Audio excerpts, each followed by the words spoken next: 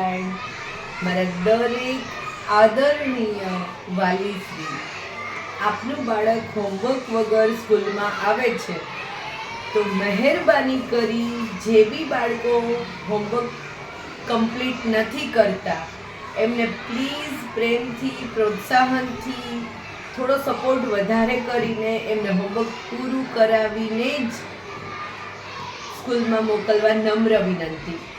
સાથે સાથે એક ખાસ વાત કે અત્યારે થોડી ઠંડી વધારે પડે છે, એના કારણે ઘણા બધાને છે ને પાચન શક્તિ આમ સારી હોય પણ પિત્ત થઈ જતું હોય છે, ઓવર ઇટિંગના કારણે કે વધારે પડતા ભૂખ્યા રહેતા હોય, સવારમાં ખાલી પેટે ચા પીતા હોય તો ઘણા બાળકોને સવારમાં છે ને 1 થી 2 વખત બહુ લિટલ બીટ પણ વોમિટિંગ થાય છે.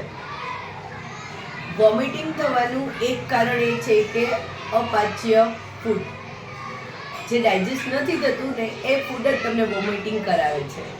તો બાળકનું આખું ફૂડ સ્ટ્રક્ચર એવું બનાવીએ કે એને વોમિટિંગ ન થાય.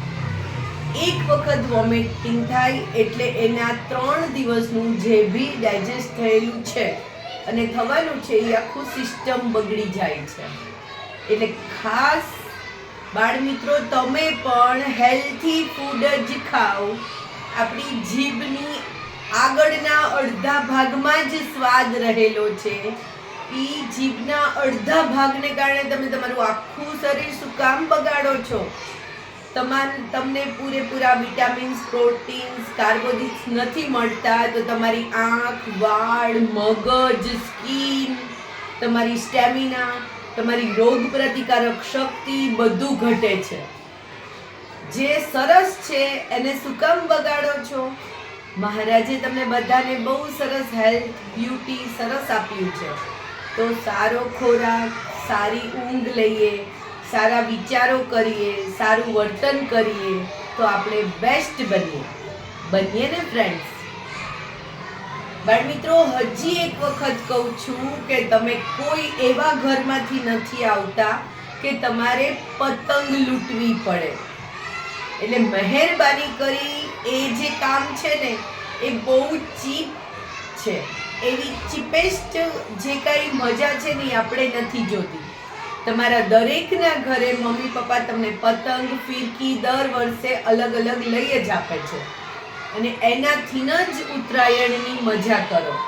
ઉત્તરાયણ એક જ દિવસનો તહેવાર છે તો એ એક જ દિવસના તહેવાર માટે તમે 3 મહિના કેમ બગાડો છો?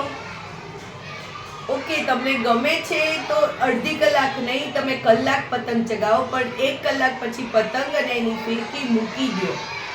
સમયનું મહત્વ સમજો. અત્યારે તમે બધું ભાતું ભેગું કરો છો. 25 વર્ષ પછી અત્યારે જે સ્ટડી કરેલું છે ને એના ઉપરથી જ તમે આગળનું તમારું ભવિષ્ય ઘડી શકશો. થોડું વિચાર કરો. તમારું ભવિષ્ય તમારા હાથમાં છે, તમારી તંદુરસ્તી તમારા હાથમાં છે, તમારી સુંદરતા તમારા હાથમાં છે, તમારો આત્મવિશ્વાસ તમારા હાથમાં છે.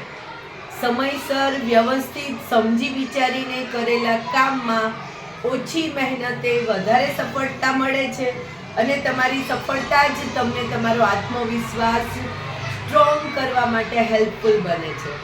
એટલે મહેરબાની કરી સારું જમીએ, સારું કરીએ, સારું વિચારીએ, સારું ભણીએ.